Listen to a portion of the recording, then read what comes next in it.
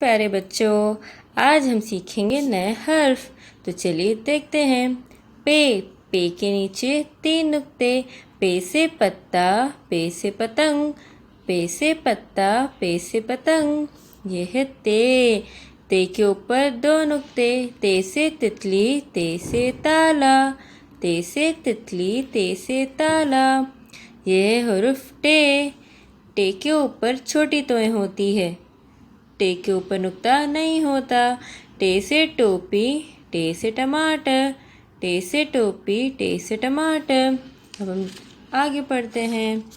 यह है से के ऊपर 3 नुक्ते। से सम्मा, से सम्मा। यह है जीम के पेट के अंदर 1 नुक्ता। जीम से जूते, जीम से जहाज, जीम से जूते, जीम से जहाज। यह है चिड़िया। चे से चिड़िया, चे से चिड़िया, चे से चांद। चे के पेट में कितने नुक्ते हैं? 3। चे से चिड़िया, चे से चांद।